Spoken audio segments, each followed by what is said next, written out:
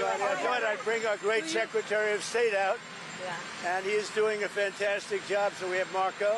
Go ahead, please. Mr. President, I wanted to ask you, Iran executed 3 people this week. Terrible. You have vowed strong action in the past. What message would you send? Well, we've been hitting them awfully hard. I mean, I don't know if you can possibly get hit harder, but these are thugs and animals and horrible people. But you can't hit anybody harder than we've hit them. But I'm not surprised. They executed 3 young people for protesting. And do you plan to escort those ships through the Strait of Hormuz with or without allies? We're doing very well there. We're doing very well overall. You know, we don't use the Strait. We don't. The United States. We don't need it. Europe needs it. Korea, Japan, China, a lot of other people. So they'll have to get involved a little bit on that one.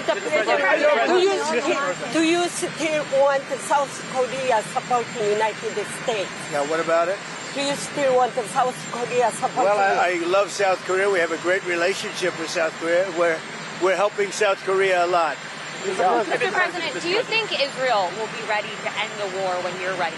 I think so, yeah. Mr. President, the relationship's a very good one. I think so. You know, we want more or less similar things. You know what we want? We want victory, both of us, and that's what we've got. Mr.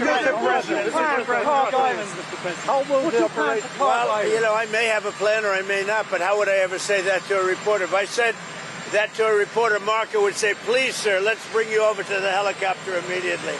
Right? No, I can't tell you that. It's certainly a place that's people are talking about, but I can't say. Yeah. Are you ruling out How will the Operation there, Epic Fury affect talks with Russia on Ukraine? What about it? Are the talks on back burner right now because of No, We're we're talking about it. I think it'll get done. When do you expect the next round of talks to take place? They take place almost every day. We're making a lot of progress. You said that the war was militarily won in Iran. What did you mean by that? You said the war was militarily won in Iran. What did you mean by that? Oh, I think we've won. We've knocked out their Navy, their Air Force. We've knocked out their anti-aircraft. We've knocked out everything. We're roaming free. From a military standpoint, all they're doing is clogging up the strait. But from a military standpoint, they're finished. So how much longer should the American people expect it? You said opening the Strait of Hormuz is a simple military maneuver. Very simple. Yeah, but what did you mean by that?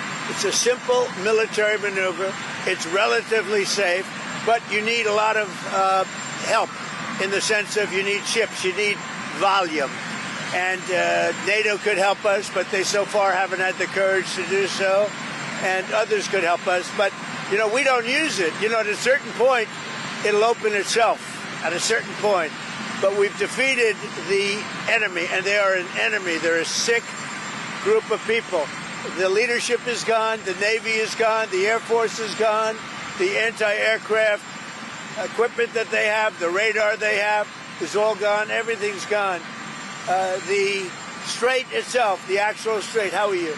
The strait itself is, we're doing a good job. But it would be nice if the countries, including China, if the countries that use it, China uses it 90% of their energy. Japan is 95% of the energy. It would be nice if those countries would get involved.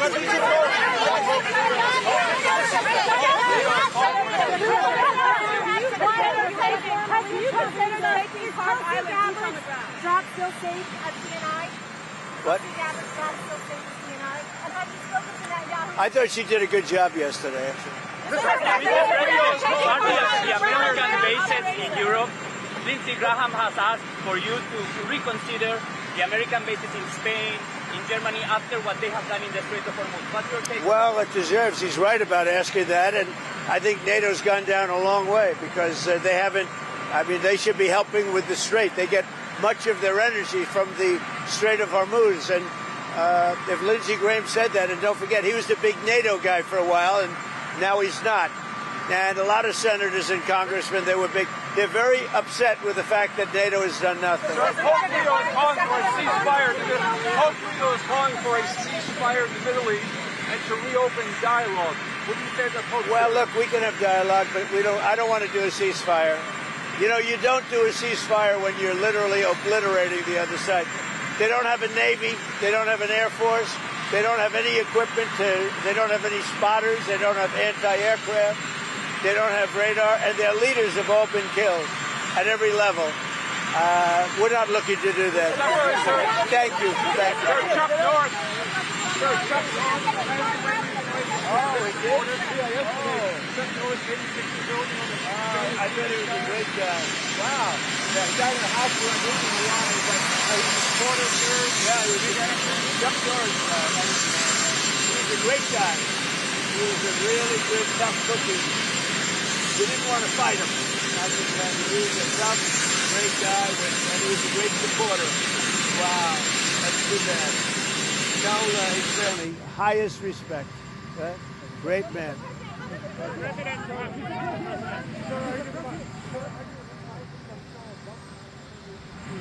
I know him. I get along with him great, and I probably would actually. Do you want to make a deal with him? You want to make a deal with leader of Belarus? Well, I get along with him very well. Mr. President, are you deploying the additional troops to the region for deterrence or to optimize your operational capabilities? Well, I would say this, that if I told you the answer to that question, my military people would be very happy. But we have a lot of troops. We have unlimited ammunition. We have the greatest equipment in the world. And we are decimating Iran. It's about time. And frankly, it should have been done long before me. It should have been done before other presidents. Why did you criticize Mr. President? You took issue with the strike, Mr. President. Polls have shown that MAGA is essentially unified behind you, as are Republicans when it comes to Iran.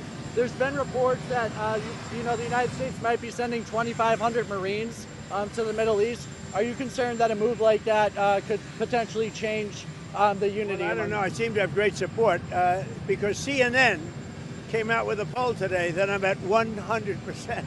And they said they've never seen a poll like that. The CNN poll said I'm at 100%, and they've never seen that before, which is an honor. I was impressed that CNN would do that. But as far as troops are concerned, I can't tell you what we're doing. Mr.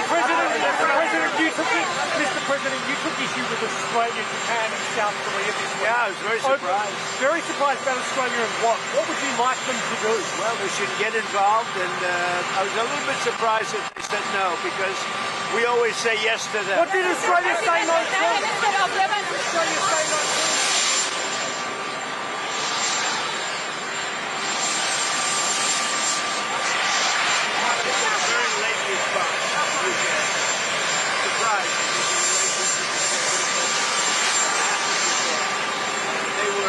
Pretty much our first ally, all over the world, first ally, and they didn't want us to use the island, the so-called island, which for some reason they gave up rights to it, and I was a little surprised at the UK, to be honest with you.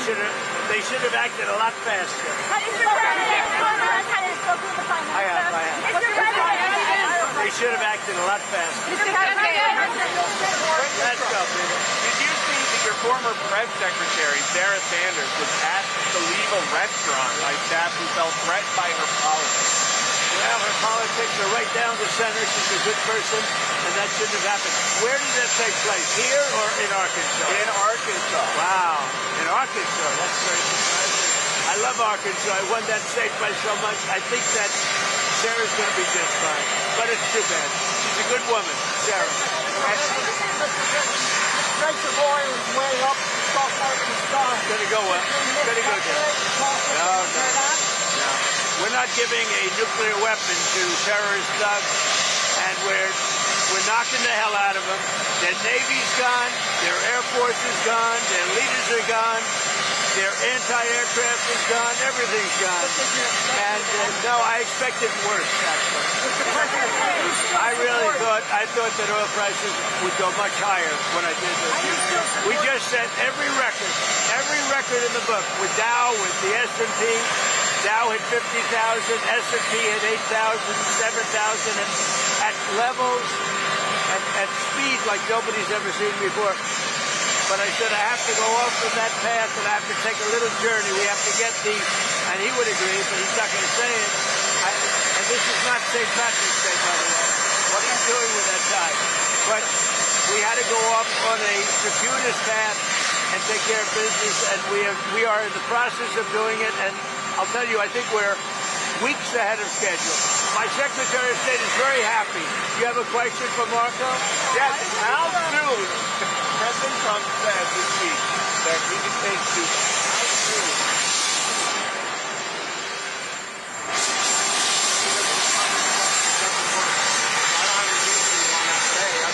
Going on for 57 years. We're a disaster. It's the worst president. And what are you guys hearing from your Senate colleagues about the chances of the Save America Act? Doing okay. Voter ID. You have to have citizenship to vote. And I'm hearing very good things. I mean, I was hearing negative things because the Democrats are all against voter ID. They're all against citizenship to vote. They're against transgender. You know, they like the transgender thing with utilization of your children. All of the things that we talked about. You know, we added to the relevant. No men and women sports, right? You know that. We added that. And when you add them all up, whether you take 4 or 5, I think they're all 95 to 99%. I hear it's going. It should be an easy pass. But we need Democrat votes. They don't want to approve voter ID because they cheat. They don't want to approve citizenship. In other words, we want to have citizenship in order to vote. You have to prove your citizenship. The Democrats don't want to do that. You know why? You know why? Because they want to cheat, Peter. Now, speaking of something that's more pleasant, see that? It's going to be the greatest ballroom anywhere in the world. Nothing like it. And they just started today one of the biggest pours of concrete that's ever been seen in Washington. When they're doing the construction, does it ever wake you up? It makes me happy when I hear those pile drivers. My wife doesn't love it, but I love the sound. I love the sound of concrete. I love the sound of pile drivers.